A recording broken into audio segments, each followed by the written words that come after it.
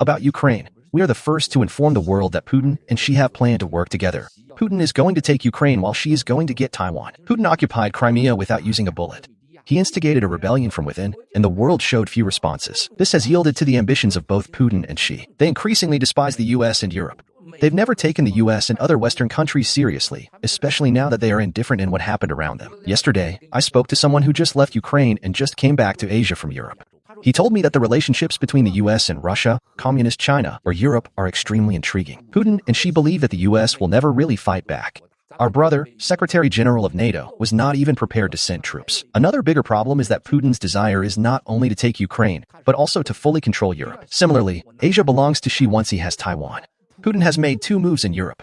Another one is called dragging the blade tactic to use European economic problems to hold Europeans in fear. Russia's natural gas policy and energy policy for westward transmission revealed its plan to occupy Europe by inserting a bloodline in Europe. Germany consented and France did not dare to resist. The UK behaved like a castrated man, providing no contribution. Now Ukraine's president sent out the key message to beg for help from the US and the EU. Could you start the sanction before, not after, Russia's invasion? It will be too late once the missiles land in Ukraine. The US holds its line not to get involved in Europe and only promises sanctions after the invasion. Here's the caveat. Economic sanctions on Russia do not cause much harm to the US and Europe. This even maximizes the interests in bringing down Russia without a single bullet. The most important issue is who is behind this. All the people present agreed that those who instigated Russia to attack Ukraine must be penalized, and none of the countries related to the Ukraine invasion will be spared. Isn't this what the CCP, Chinese Communist Party, wants? After receiving more than $1 trillion from Xi, Putin has begun to feel burning in his hands. During the more than 2-hour-long meeting between the two, what could Xi talk about? Hey brother, we will both be gone soon if you quit now. There is still a chance to survive if you stick to the plan. How could we survive the US sanction when the US cut us out of the SWIFT system? If we don't take action, the US and Europe will use Ukraine to expand the NATO eastward. Taiwan will become independent, and you and I will be taken down from within.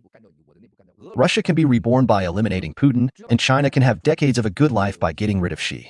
On the other side, once they act together, Xi attacks Taiwan and Putin attacks Ukraine. No one from their respective parties can touch them. Because, through wars, they will be able to get rid of their political opponents with no mercy. During the Soviet Union war, everything served the needs of internal political fights. Russia has never been like this. It needs a war to ease its internal political and economic pressure.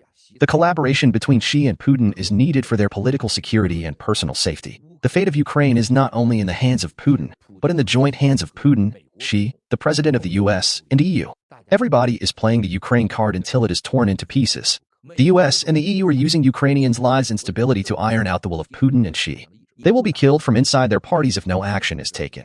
Xi needs re-election in the incoming 20th National Congress, but without invading Taiwan, he will be wiped out from within. If they dare to invade Ukraine and Taiwan, the whole world will crush them. In fact, the war between Russia and Ukraine started 3 days ago. The war will not be like Hollywood style with an opening, heroes, and romance.